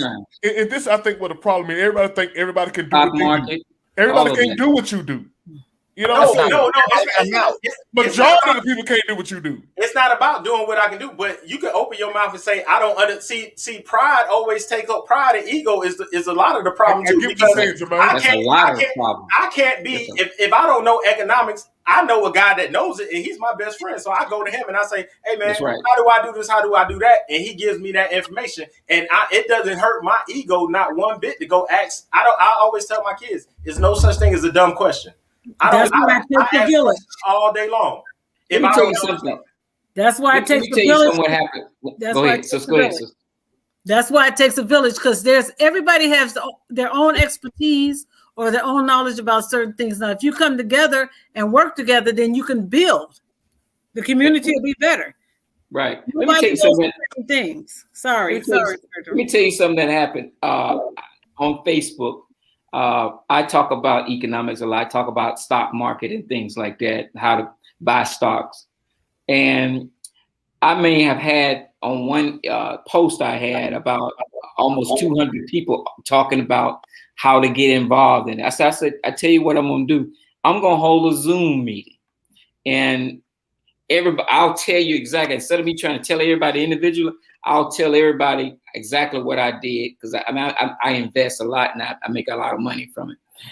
And when I sent out the number, the assets, the link to go into it, the only people showed up was 2 people. So he's right in a sense, because something we just don't. We it's a pride thing to sit there and have to say that I took knowledge from you, or you told me something, or it's so much pride involved, man. I tell you, it's sad. Some of us just don't want to know because we don't want certain people to tell us, or we just don't want to be known as the fact that we don't know. I find it hilarious. But the thing is, Virgil, those were the 2 people assigned to you. You can't worry about the other 198 people that didn't show up. You just supposed to, because that was too many people to try to teach anything anyway. You know what I'm saying? You can't teach too many people the same thing at one time anyway. Those were the 2 people you should have taught. You know what I'm saying? I did. Trust me, I did. I did. But all of those, for somebody who doesn't understand the subject, in 2021, every single person got one of these. Take your ass to YouTube and figure this shit out. So that's a bullshit excuse. It's videos on everything. How to balance a checkbook. How to do this. How to do that. How to fuck. You could become a master. So you can have a. Go ahead. I'm sorry. Go ahead, brother. Yeah, it's like, for me, the excuses have to stop, because that's exactly what they are. I'm not going to sit here. I would never sit here and say that anybody can do anything, because that's bullshit. Because as soon as you start getting to a certain level, the powers that be going to shoot you down. We've seen that. But what I can say is, if you move in silence, yeah, you can do a lot. Stop broadcasting every goddamn thing. Motherfuckers start doing shit. They want to broadcast everything on social media. Nah, keep that shit. I'm not gonna say keep it to yourself. Don't put it on social media and have private conversations with people the way that you should do it. If we start moving that way, it'd be a whole lot better. But cats don't want to do that because we live in an age of social media, but we're not using it correctly. If we use that shit correctly, we game over. Because they damn sure know how to use it. They damn sure know how to use social media and media, because they got everybody scared as shit to walk outside. You can have a master's degree of intelligence with the YouTube and using the internet, but people don't want to know it, man. You can have a master's degree of level of knowledge. I think people want to know it, man. Just you got to. A lot of people don't. Everyday people just don't have the time to teach their kids every day stuff like that. You know what I'm saying? If you got to get up at 6 in the morning, hold on. Most folks get up at 6. Most folks get up at 6. I get what you're saying. And that's the difference between us and everybody else. We don't sacrifice. And relationships. Don't forget, people need to have relationships too. Mm-hmm. It's hard trying to raise kids, go to a job, have a relationship, teach your kids all this different stuff, unless you're in a married or we gotta learn how to count. Sacrifice. What you say? Most folks rely on the school to teach their kids things they need to teach them. Man. Let's just be honest about it. You know what I'm saying? Mm-hmm. See, y'all talking about the problem. I'm talking about we talking about things we can fix. We can change the curriculum in our schools. We can change that, and we can change the community too. That would be a start. You know what I'm saying? What good are you gonna have your kid? You teach your kid one thing, then they go to school and they're teaching them something else. You know what I'm saying? I think they're not teaching them something else. They're just not teaching the whole. No, they're teaching our kid lies. They're teaching our kid lies about like their Columbus history, and everything. About who they are. Yeah, about who they are. And that's why we supposed to teach them the truth. I don't think it's so much that it's a lie, because it's the same education that they're teaching now. They're teaching theirs. So it's a lie. It's still a lie. Yeah, but it's just not. They're not given enough information. But when they hear the lie, it makes them favor. It puts them in a favorable light. It don't That's put us in a favorable light. The children really trust the teachers. That's one thing I noticed about when my kids were going to school. I could say something to them if I called the teacher and we worked together. The teacher could tell my child something, and the child would listen to my teacher first. Well, but there have been success from many of us who have taken that education and become great. And so what I'm saying is it may not work for everybody because we ignore the basis of it. And that's how I explained in the book, you know, what they taught us and what we received was two different things. Excuse me, Bert. You got this guy down here. He wants you to friend him because he want to know about stocks. Terry EJ. He said friend him on Facebook. He want to learn about stocks. Yeah, those are success stories. Those are they're great, but you got a lot that don't have that. They probably had maybe parents that taught them some stuff outside of school that that contradict what they learned in school. See, the danger is when they teach the lies. Now you have these white kids that are getting these lies and they're believing the lies. Mm-hmm. That's just reverse it. What if we were taught that we created everything, we did this, we did that? How superior you think we would feel? Right. We'll feel the same way they felt. Yeah, I'm better than you. They feel now. But at a certain point, you still talking about that's history though. What about everything else? Because everything else teaches something different. But see, the danger is if you don't learn your history, you're doomed to repeat it. Right. So if you don't learn from the mistakes, how can you not repeat it? And because if you don't believe in anything, you have to believe in epigenetics. So a lot of this stuff is passed down to us through genetics. A lot of us are afraid of white people because that shit is embedded in our DNA. Now, some of us have been able to break that shit. But you got some people that ain't been able to break that shit, and I see this shit at my job all the time. You got black managers that are in high position. They'll get to these white men and they be like, "What? Yes, boss. And it's like, yo. We're gonna play the video. Right? No, we finna do part of the mainly a lot of that, man, is just basically what you were saying? No, go ahead. We at the part of we do parting comments around this time. So everybody go around and just give it a little parting thing, you know what I'm saying? Say the last words. You know? Well, go ahead. I'll skip me because I forgot what I was about to say. I gotta run and go do something real quick. So I'll give my parting shot. The conversation was definitely good. I just hope, and I stress this a lot. I just want people to really independently think and dig deeper than what they're seeing. Because when you start talking about mass media and things like that, they're going to give you what they want to give you. And people need to start making informed decisions about everything. And people need to question everything. And I stress that because too many people just accept what's given to them. And I don't understand how people can do that considering the history of this country. We live in a country that was built on bullshit. We live in a country that's built on an illusion.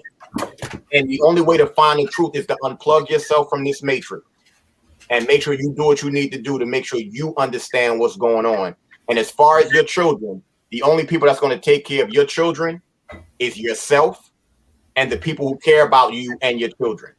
And bottom line is, most of those people that's in the school system, I'm not going to say the teachers, but when you start talking about the powers that be, they don't care. So make sure you do what you need to do at home to teach them what the truth is. Y'all have a good night. You too, bro. All right, my brother. Peace. Who got the pawn? Who gonna do that pawn comment now? Yes, I guess I'll go, man. You sound like you didn't want to do it, man. I'd be on cold, man. I sent you the video, man. Ain't no cold. Ain't no colds on this show right here. We go with the flow. Please send me the video so I can see it. Yeah, man. Yeah. So everything. Hey, I appreciate you coming, Virgil, man. It was very informative, man. Thank you, brother. Yeah, I appreciate everything, man. I just want to say I enjoyed everything, man, and we just need to, just be more aware of people knowledge, man, and the pride thing, man. It's bad, man. But it was cool, man. But I appreciate y'all, man.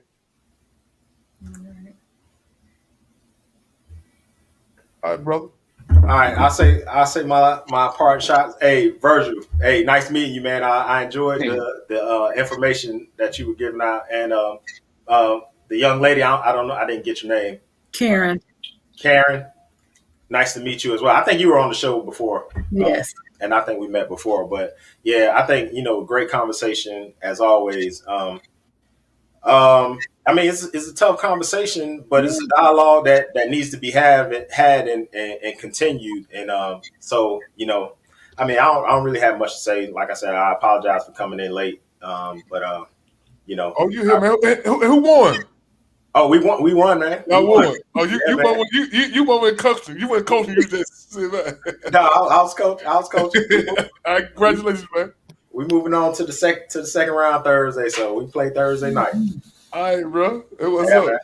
Thank you for coming. You done with the pawn comment? Yeah, I'm done, man. Y'all have a good night. Hey, you too. Thank you. I guess I better say my piece, huh? I want to say I thank you all for being here. I mean, this was wonderful. Everybody got to hear things that made them think more, because it surely made me think more.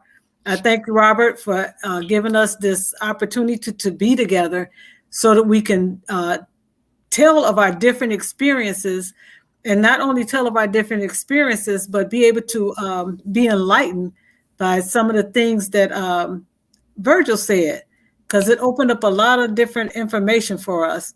Virgil, I found your book. I'm going to try to put it in the libraries so that everybody can read it. Thank you so much. Thank you, Robert. And remember, everybody, just remember, it takes a village. It really takes a village. You have to trust some people. Of course, you have to be careful who you pick to trust. But I'm here on Facebook. Robert, you know my page, where I'm teaching about Black history and about the Lord as much as I can. Only thing you have to do is listen and go on about your business. All right. All right. All right. Take care, y'all. Love you. All right. Love you too. Love you more. Okay. Bye-bye. All right. You got the flow, big dog. Hey, man, I appreciate it, man. I had to try to get to you. I was had some other things I was trying to get to the house to get to you, man. You owe me one of those. But anyway, the bottom line. I gonna get the book now then. Huh? I gonna get the book then to read. There you go. Yeah. So basically, like I said, going back to the book, The Beneficiary, Live Your Legacy Now. It just we just got to start focus on our accomplishment that our ancestors and God laid out for us, and we have to take advantage of these opportunities that are laid out for us and stop being so emotional about certain things, because we are the beneficiary of greatness. And so there's so much accomplishment that things that we have not achieved yet that we need to start going after. There are so many different things that we need to try to grasp, and so that we can become independent and independent and stop being so dependent on other people to do something for, and them making promises knowing that they can't keep to us. And so it's just really down that when God created all of us, he made sure that all of us has gifts, talents, and unique abilities to do whatever we want to do in life. We take those gifts and talent, and then we lay out to make a living for our families, you know. And so I leave people with just that. We are the beneficiary of greatness. Go out and live your legacy. And here's the book, just in case you haven't gotten a chance to get. Hold up. All right, the beneficiary. Virgil Brandon. Harbor High in the house. Look. Yes, sir. Yes, sir. For sure. All right, Robert. All right, man. Appreciate you coming on, man. All right, share what you had, bro. All right, got it, man. Call me if you need me. All right, bro. Yo. All right, y'all. This is what we get ready to wrap this thing up, right? I want to appreciate everybody who tuned in, everybody who commented on the show, man. Look, if y'all want to be a part of the show, look, I'll send y'all a link. And y'all come on, y'all can just chop it up with, because this is the Everyday People show. That means everybody get a chance to come on here and chop it up with your boys, man. You know what I'm saying? This is an open forum. I don't usually schedule guests on here. It's just been a bunch of people in the community coming together, and we're talking about everyday issues and how we can solve them, how we can work through different problems. This is what it's all about. This is something new I wanted to try to do. A lot of folks show they just have certain guests on. They don't want you on this show. But look, this is the Everyday People show. That means everybody can come on this show. Me, you, your mama, and your cousin too. And just come and chop it up, y'all. And don't forget, y'all. Look, black people, don't give up. We fabulous. No matter what they tell you, no matter what they taught you, we are fabulous. This skin right here, people pay big money. Donald Trump tried to get this skin, but it turned out orange. He couldn't be black. He tried to be black, but he turned out orange though. People pay big money to try to get this skin right here. They lay out on the beach all day trying to get dark. We were born with it. That means we're blessed and we're fabulous. See y'all next Tuesday. Love y'all. Ain't nothing you can do about it, y'all. Peace.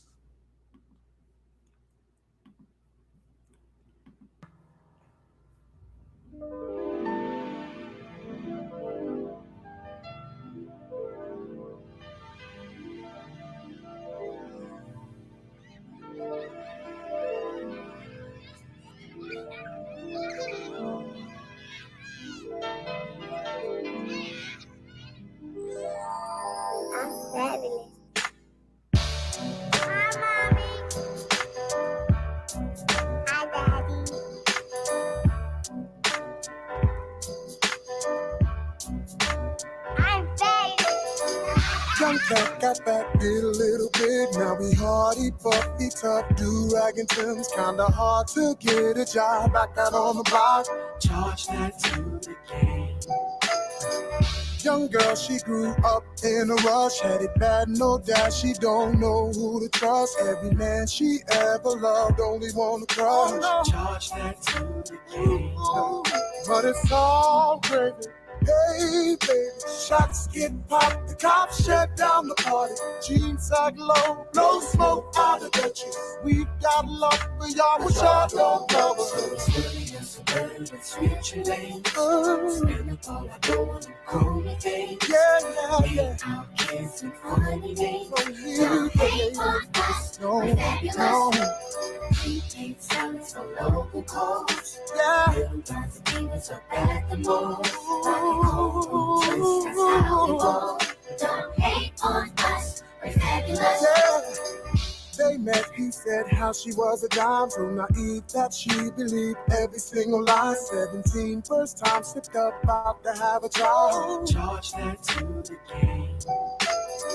Was just us and mom, single parent home. She did the best she could, did it all alone. Met a man, but he won't raise a child that's not his own.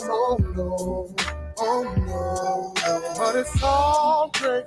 Hey, baby, shots get popped, the cops shut down the party. Jeans sag low, blow smoke out of the trees. We've got love for y'all, cause y'all don't count on